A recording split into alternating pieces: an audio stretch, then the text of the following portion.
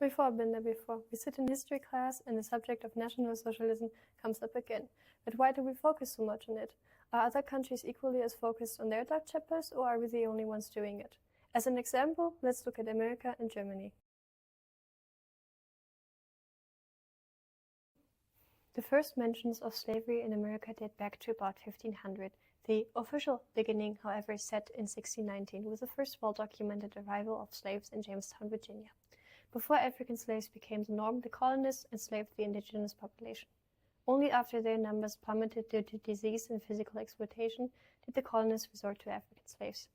The Africans were stripped of their human rights and provided cheap labor to the colonists, forming a crucial part of the economy.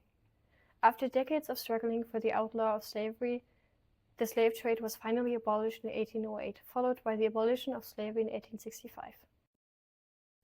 In short, the Holocaust was a genocide happening in Europe between 1933 and 1945. But there's much more to it. It was the systematic persecution and murder of Jews, while parallelly persecuting and murdering the disabled, Roma, political opponents, homosexuals, anti-socials, Jehovah's Witnesses, Polish, and Soviets.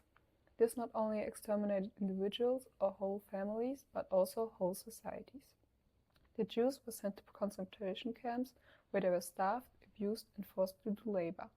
When the Jews didn't die due to the means of starvation, exhaustion, or sickness, which spread due to the inhuman conditions in the camps, they were systematically murdered. The abolition of slavery was no easy task, since the colonists never saw anything wrong with their treatment of their slaves and slavery as a whole. The Church preached that this was the will of God for the non-Christian heathens, since Africans were generally seen as an inferior race who benefited from the long-term tutelage of European civilizations. The enslaved Africans vigorously opposed and fought back against their oppression. The racism that began in the early days of slavery led to further laws restricting the rights and freedoms of Black Americans even after the abolition. The emancipation period led to an outburst of violence from white supremacists in the form of the Ku Klux Klan. After all, the fight against racism and oppression continue even today, since they still impact the legal system and therefore the lives of millions of Black Americans. Shortly after World War II, most people denied being a part of the National Socialist Party and some fled to other countries like Argentina. A typical excuse of the German population was, davon haben wir nichts gewusst, which translates to, we didn't know anything about it.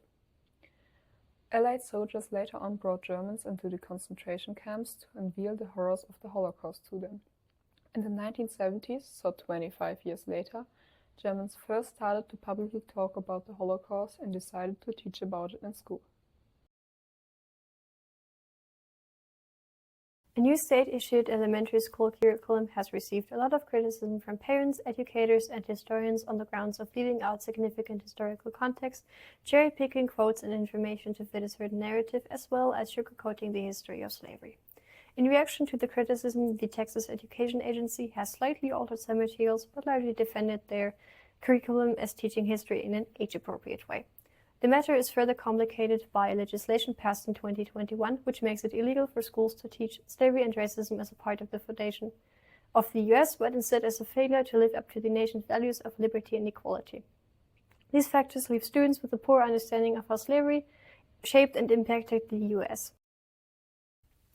In 1978, the Kultusminister of North Rhine-Westphalia said in his decree, auch viele Jahrzehnte nach Auschwitz ist die Erinnerung an die Ursachen und Folgen des Nationalsozialismus eine der vordringlichsten Aufgaben der Schulen.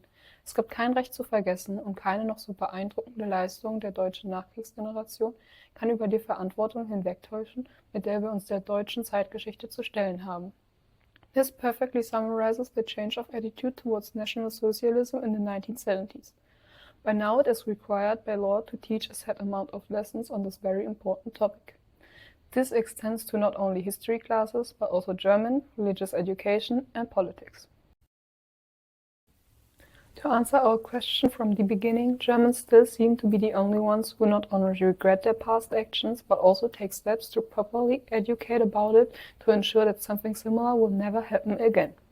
Even though we chose the US as an example, many more countries still deny or ignore their dark chapters, such as Japan, Canada, Britain, France, and Spain.